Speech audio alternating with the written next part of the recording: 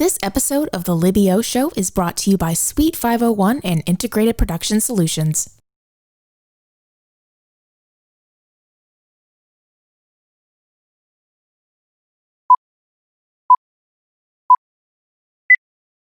Hey everybody, I'm Jamie Floyd and you're watching The Libby O Show.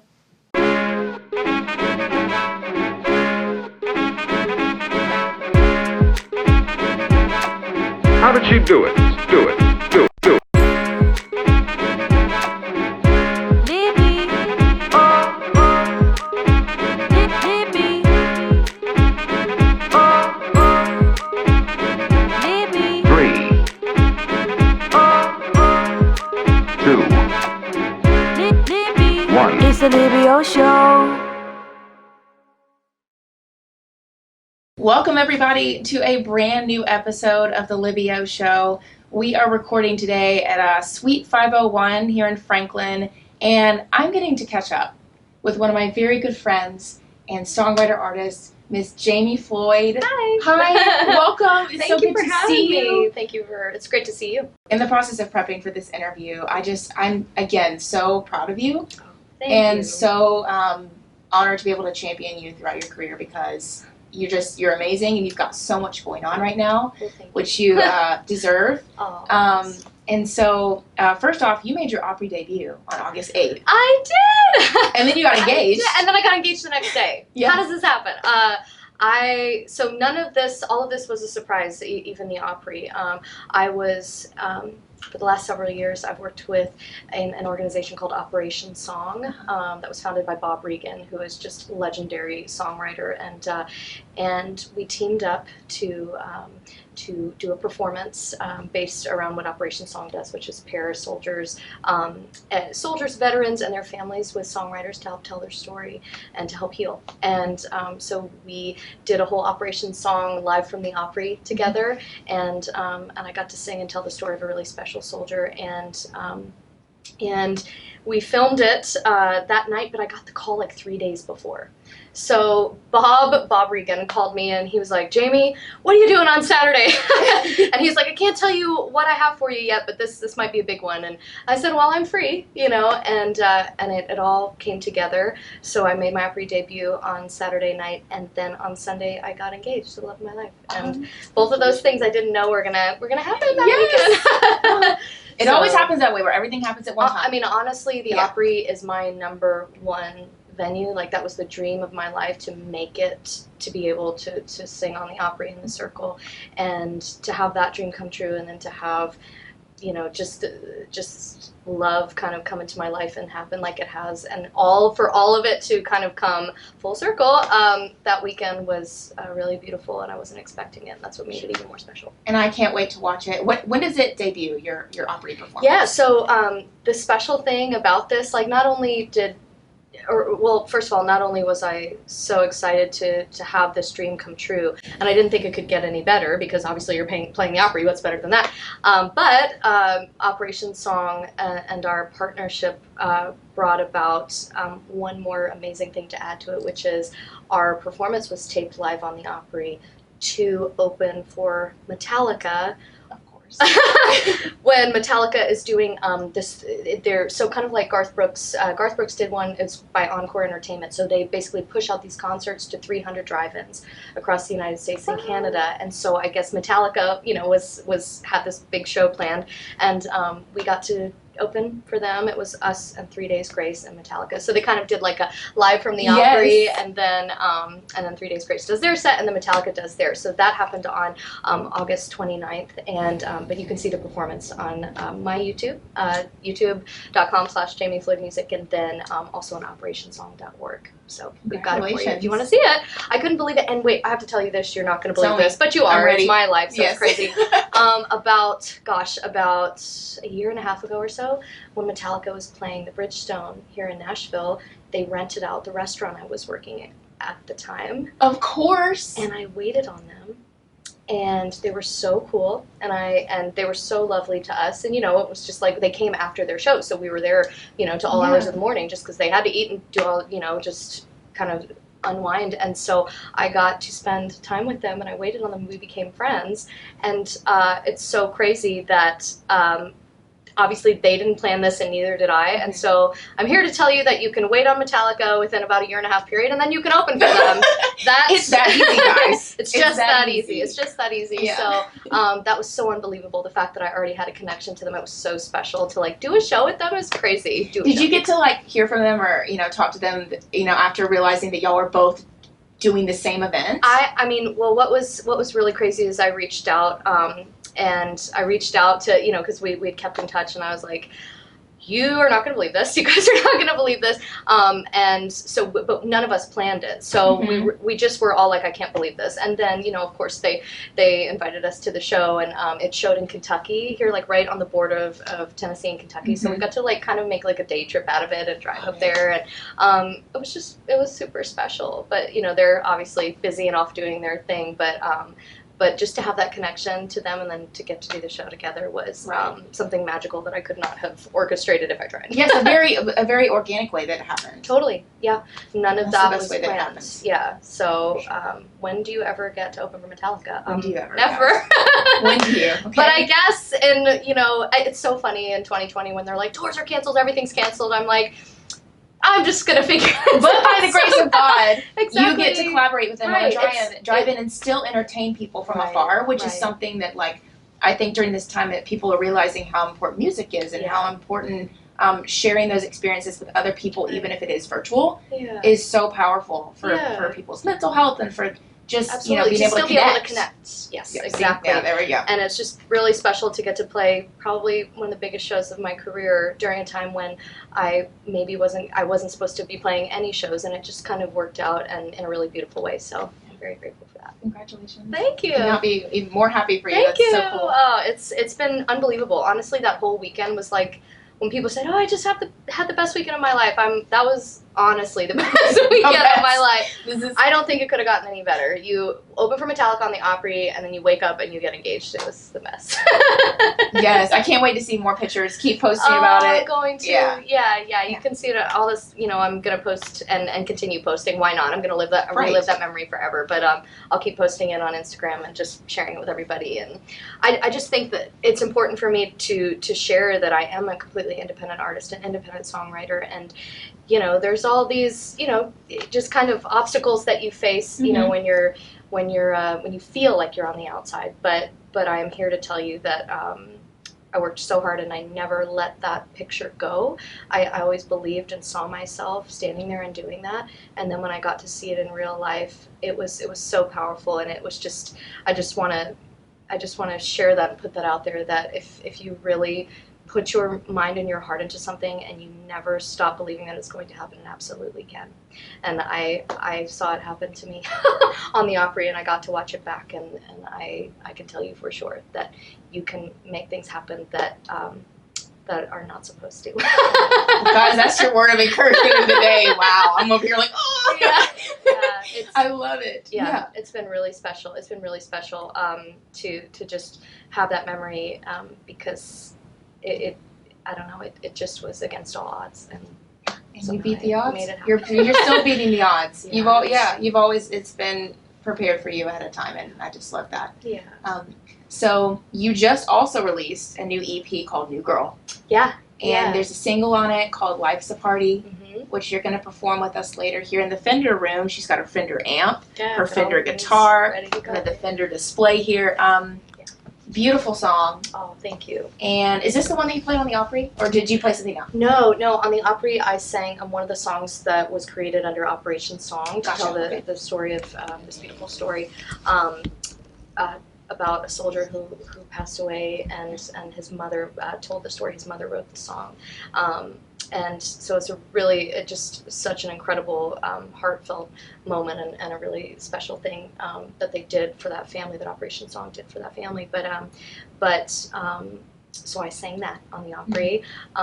But Life's a Party is a song that's on my EP, and the reason it's the new single is because when I was touring in Alaska, again, this is another kind of fateful surprise that I didn't, it's like all these things I didn't plan on. And it sounds like I don't plan anything. I saw all of these beautiful photos on your Instagram of you just, like in than the fields of Alaska. Aw. just What is she doing out there? dreamy as ever. And you filmed the music video for this song there, I too. did, yeah. I was on tour in Alaska, and Josiah Martin, whose family I was staying with for a little while there, and it's just a beautiful family in the community there. Mm-hmm. He has this company called Martin Media, and he approached me and he was like, "Hey, do you want to shoot a music video? I feel like moved to help you do that." And I was like, what? And so we did, and I had to play a 2-hour show, okay? I played a 2-hour show. It was broken up, but, it was just me solo. I played a 2-hour thing, and we shot the music video after the show, which is crazy. You don't do that. Right? But that was like when the lighting was great and everything, because in Alaska it stays bright, but twilight happens so much later, and sunset and all the beautiful golden hour happens later. Yeah. And so we that was after my show. That's just how it went. And so we went to shoot, and it had been raining. We were like, oh, is it going to be nice?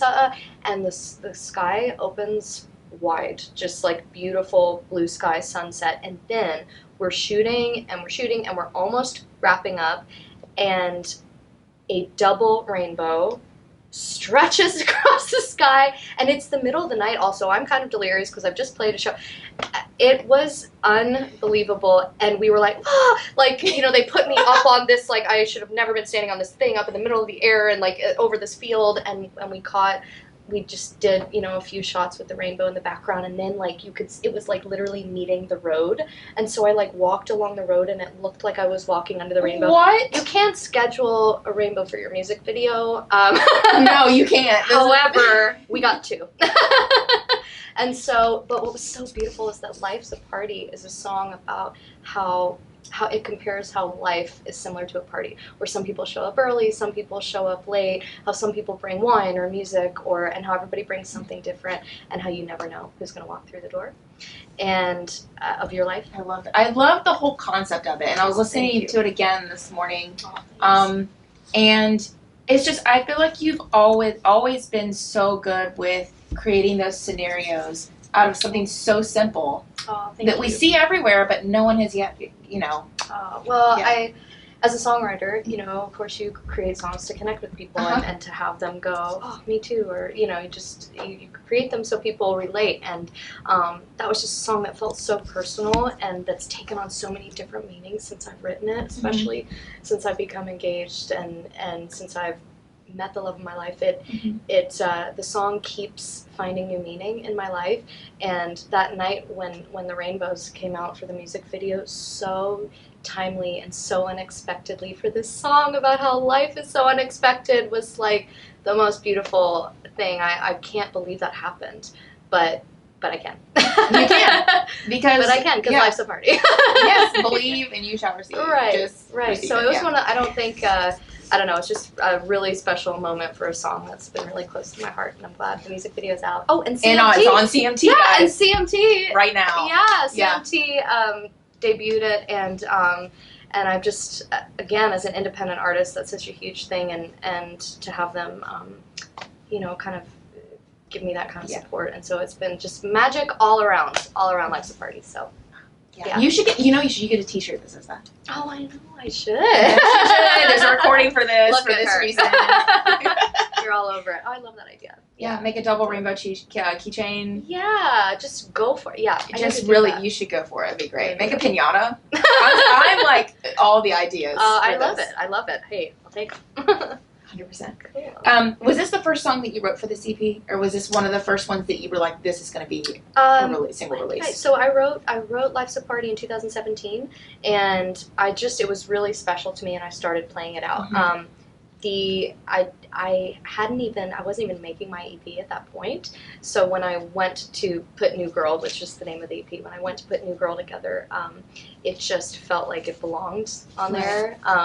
But the only song I specifically wrote for New Girl was the song New Girl. Everything else were just songs that I had loved over the last 10 years. Those are songs that I had written as far as 10 years back, some of them, and just they all came together in a really fateful way for New Girl, but Life's a Party was something that I could not go forward without. So you can stream it everywhere. You You listen can. to music? You can. My EP just came out officially on Spotify. I had released it to iTunes and everywhere else first, and we just had the Spotify release, and so you can find it on Spotify and everywhere. Yes, all the places. Go check it out. Yeah. So next, among your EP release, Opry debut, Metallica, CMT. I'm gonna keep making lists during this entire interview to just because I think it's so great. You also have written for a couple different artists. Yeah. First one I want to talk about is for Kesha. Yeah. You, Rabel, who from what I see is good friends with her, Yeah. and then Maddie Diaz. all wrote the song "Resentment," and so I want to hear more about that experience, Yeah. and then we're going to get into the collaboration that you all three have come up with here. But together. first, Kesha's single. This year has been just blown me away by Mhm. the things that have happened in my career as a songwriter, because you try so hard. You know what I mean? Yes. You're working for 20 years and then everything happens at once and everyone's like, oh, it's all happening at once. I'm like, I have been LOL, it's been building up. trying for this. So in January, Kesha released her new album called High Road, and she included the song that I wrote called Resentment, and there's a lot of crazy things surrounding this magical cut of a song, but that we got. But the first of all, just for Kesha to record it is incredible. But then we found out right before the album came out that not only had Kesha recorded it, but she had added some of her friends, like Sturgill Simpson and Brian Wilson from the Beach Boys and Rabel, and they are all singing on Resentment, which is like a 4-for-1 cut. Was it like was it the split screen music video? Is that what they did? I vaguely remember. She's done quite a few. Like she shot a music video like herself for it, and then she did like a live version. There's been all of the versions, and then she's done it on Fallon, and then James Corden, like everywhere. But on the actual recording is where you hear everyone singing. Mm-hmm. But live she did do a version just with her and Rabel on James Corden, which was amazing to watch. A whole other level of like talent. Man, I tell you, like when Rabel, because I've been friends with and writing with Rabel since we were very young, and it's been a long time, and we've just had this beautiful friendship over the years. And a couple years ago, he brought Maddie Diaz into one of our rides, and the three of us just had this magical thing in the room. I keep saying magic. I don't mean to keep saying it, but it's true. But it is. But it's the best way to describe what's been happening. And so the three of us just started writing, and we had this vibe that was very signature to having the three of us in the room. And so we were like, gosh, we have all these songs that we've written, and of course it's incredible, for someone like Kesha. That's our dream, to have people, artists like Rabel, because Rabel's an incredible artist as well. So is Maddie Diaz. She has an album coming, and so his piano composition, his voice is just like. I'm telling you, writing in the room with those two is like school.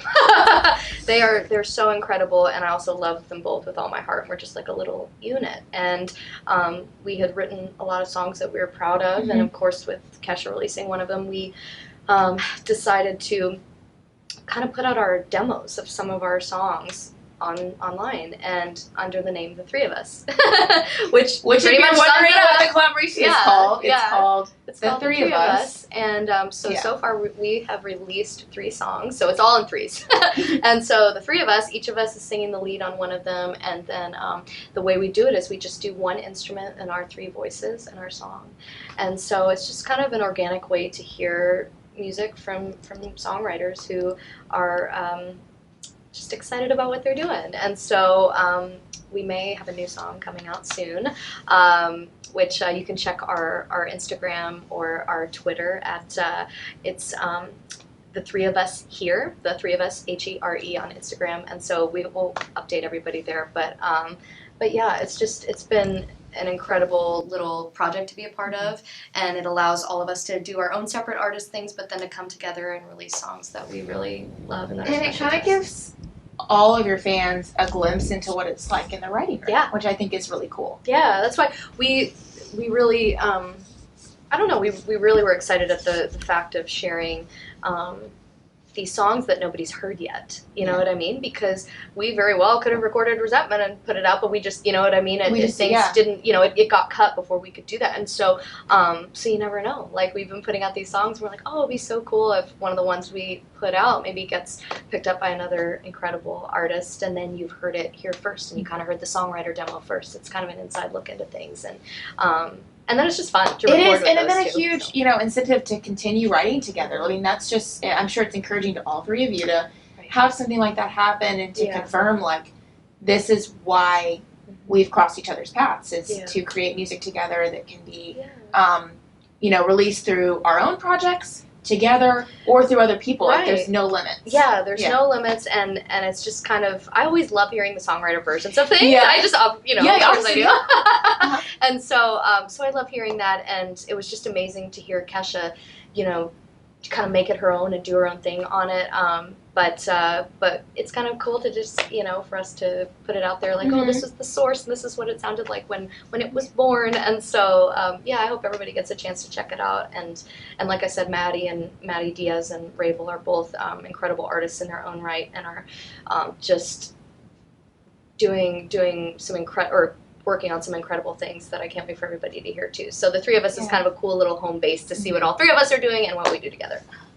Really quickly, the song Resentment, so when it did get picked up by Kesha, did you get a little glimpse of why she chose that song? Because I feel like it definitely, after hearing that she picked it up, it's like, this matches what she's doing, but it, like you said, it was kind of a thing where it just happened, and you weren't, you know. Yeah, I think the sentiment of Resentment clearly, you know, resonated with us. That's why we wrote it, and I think it clearly resonated with her, and her performance of it is so raw, and so I've read a lot of the comments and stuff with everybody listening to it, just saying like, wow, this is such a beautiful raw side of her, you know, that we're getting to see, and it was just really amazing to see where she took it and how she put her heart into it, and I think I don't know, I think she, like I said, I think she related to it, and I also think that her fans, she knew her fans would connect to it too. It's something that not everybody talks about too. Right. I definitely love writing songs that are almost, or kind of coming up with concepts that are almost so true they're uncomfortable a little bit, and I think Resentment is one of those that actually Rabel had the concept for it, and of course Maddie and I were just like, oh, we love everything sad, yes, let's do it. Yes, let's do it. And I just, you know, like I said, you hope that everybody connects to it. But when you think about it, when you're writing songs as a commercial songwriter, you're writing for the artist. You're writing to connect, for an artist to connect with what you write, you know? And so, because the artist is kind of your first audience, if you think about it. And so, anyway, it's just been a beautiful thing to watch Kesha pour her heart and her story into her performance of the song, and just super grateful and thankful that someone like her is out there singing about resentment. Out there singing about what we're all feeling inside. Yeah, no, 100%. We need somebody to say it, right? Yeah, somebody's got to sing about resentment. Second, you just got a cut with Ingrid Andress for the song Anything But Love. Yeah. Which is a really good group. Thank you so much. For sure. Thank you. I've had this year where one thing comes after the other, and I didn't even know that I had the Ingrid cut until about a month before her album came out. So like the Kesha thing comes out, and I'm so excited about that, and then that came and was another surprise from 2020 for me. But that was a song, believe it or not, that I wrote with Ingrid and Zach Abend. It was our first co-write together. It was not my first co-write with Ingrid, but it was the first that the three of us were writing, and it was our first co-write together. And we wrote that like 5 years ago or so, and it made it all the way to her debut album, which is so crazy. She didn't have a record deal or anything back then, obviously. You know, we were writing, and just, you know, what you do in Nashville, you connect with new artists and everybody who are here, and I cannot believe it made it all the way to the record, but it's just so special. It kind of it kind of shows you that when you put your heart and you put the energy into a song, that it can kind of the song has its own path, you know, and it makes its way to where it's supposed to be. And I think we did that with that song. And here it comes, popping up 5 years later on our And it connects well with your "Life's a Party" comment, like you just the same with the song and being able to be where it's supposed to be at the right time. Exactly. And it just shows you too, like, to not be discouraged, you know, if you're a songwriter in Nashville or wherever you are, that I've heard stories from some of my greatest influences like Alan Shamblin and Steve Seskin and all these songwriters, Mark D. Sanders, where they lay the groundwork and they're the reason I wanted to come here and be a songwriter. And I've heard multiple stories from those guys where they've talked about, you know, their song sitting there for 10 years or whatever it was. And so I just, every day when I go in to write the song, I put my absolute best into it, and then what happens from there is the path it's supposed to take. And the song Anything But Love on Ingrid's album is definitely an example of how, man, if a song is supposed to be somewhere, it finds its way there. Yes. And you've also, guys, I've heard this list keeps going on and on. You've got a Broadway show out. That you wrote for. I remember you telling me about this briefly. Yeah, so it's not, well, we're working on it. So basically it's out in terms of some of the music is out from it, and on our social media it's called The King's Wife Musical on Instagram. So we're previewing the show. It's not like on Broadway yet, soon, hopefully. And that's our dream, obviously. When we can go to Broadway shows. Yeah, when Broadway opens. But the theater community has such a strong heartbeat, I have learned, as I've become friends and working with these incredibly talented people in that industry. But I, in a nutshell, a couple years ago now, I was approached and started getting involved with The King's Wife, and it's a story, The King's Wife production, and so it's a new musical based on Henry VIII and the relationship between his first two wives, so Anne Boleyn and Catherine Dearborn, and we're kind of twisting the story to where history tells us that Anne and Catherine were like catfighting, and we've kind of turned the story into where, hey, you know what, we never heard their perspective, and maybe they were best friends working together for human rights and working together for the greater good. And it's kind of a like dark fairy tale, you know, comedy still in there, and those big ballads that you want to hear that I love, and but also it's all pop. So I'm not writing country music for this. I'm the sole composer on it. I'm working with a playwright named Melissa. So it's like your version of Hamilton, kind of. I hope we're as successful as Hamilton. I'll tell you that right now. It's nothing like Hamilton, but it's along like those Hamilton lines. in that they found a way to use commercial music to you know fuel their musical, and I think it's a really powerful tool, especially me coming from Nashville and having this background in storytelling. It felt like a very natural transition to write for a musical and to help tell their story in a succession of songs. So we have some really, I know I keep hinting at all this big news, but we do have some really big news coming out about The King's Wife. So I would encourage everybody to follow us on Instagram at The King's Wife Musical, because I don't know, just a lot of things are falling into place for us, and if you want to check out some of the music that I've written for it, we have those previewed, and they're going to be on sale on iTunes as well coming up. So just stay tuned on our socials, and you'll see everything. You'll be able to follow us from the very beginning, which is pretty cool, like kind of like the road to Broadway. So. Road to Broadway. Yeah. And they can check out all of your updates, Jamie Floyd Music, or Jamie Floyd? At Jamie Floyd on Instagram. Perfect. Or you can go on my website, officialjamiefloyd.com. We'll connect you to everywhere. So, yeah. Well, thank you. Oh, thank for you, being Libby. here. Thank you. I'm so excited for everything that you're working on and everything that's ahead. Thank you. I'm excited for you. How about the Libby O show? This is awesome. Thank I'm you. so proud of you. Thank you. I love watching all this come to life. And I'm glad that you get to be a part of it. That's even better. Me too. Really quickly, something that you're looking forward to towards either the end of this year or even 2021, given everything that's going on, we can escape that for a second. Yeah. What are you looking forward to that you know is going to be a positive in your life and other people's lives? Well, I guess first of all, I can't wait to get back on the road and just connect with everybody and see everybody. You make friends when you're on the road. Yeah. You make friends with everybody in these cities that you come back to and that you keep playing for. So I can't wait to do that. On a personal note, my sister's getting married in November. Mine's getting married in December. Yes, so awesome. We are sisters at the bride coming up. We're about to be about all the bridesmaids I photos. know. I just finished her bachelorette this past weekend. here in Nashville. So we had to like move hers around because of all the things. But I love how it's still all playing out how she wanted, and that's in November, and then. I mean, maybe I'll get married next year. I don't know. So I'm looking forward to that whenever that happens. And I'm just I'm looking forward to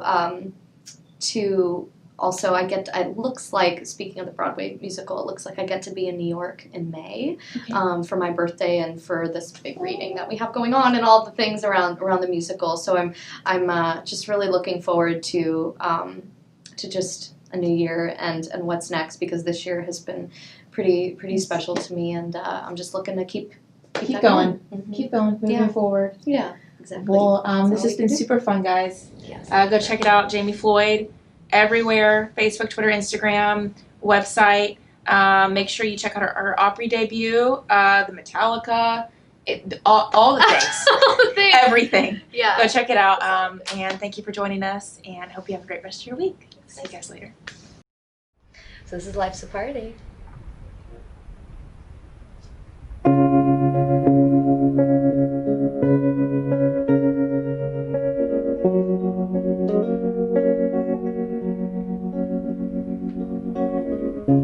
Life's a party. Some show up early, some come late. Hang around doors, slip away. Making memories and mistakes. Life's a party. Some bring the songs, some bring the wine. Some make you laugh until you cry. Some leave and never say goodbye.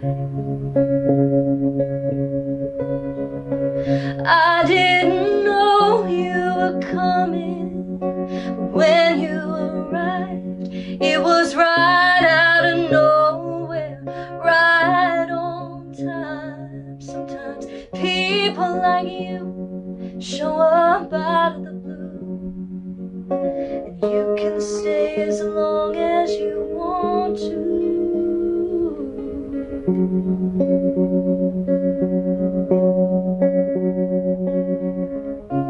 Life's a party. You get a few that always stay to help clean the mess they didn't make. Yeah, something always seems to break. Oh, I didn't know you were coming, but when you arrived, it was right out of nowhere, right on time. Sometimes people like you show up out of the blue, and you can stay as long as you want to. Ooh.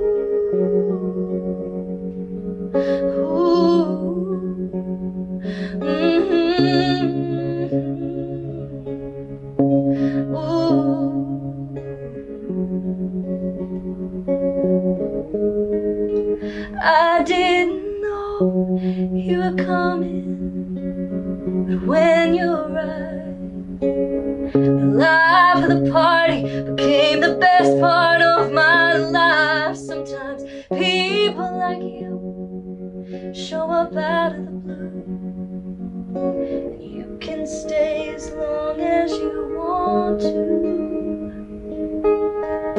Stay as long as you want to.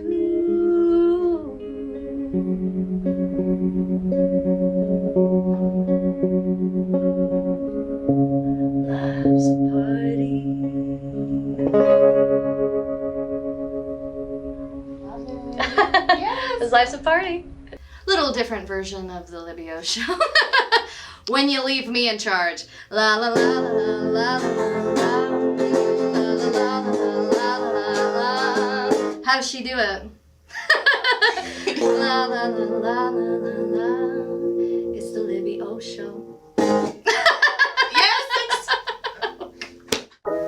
Jamie Floyd's latest EP, New Girl. Shout out to our mutual friend Devin. Yeah, oh, she's I amazing. see her name here right on the Did back. all the design, all the graphic design. All of it, Devin all Feldman. all these writers here. Yeah. Yeah, go check it out everywhere you stream music. Get on listen to it, guys. Let's get back to the basics of listening to music. I love it. Here, I'm gonna get you to sign it. Yes, absolutely. Thank you for having me. Radio show.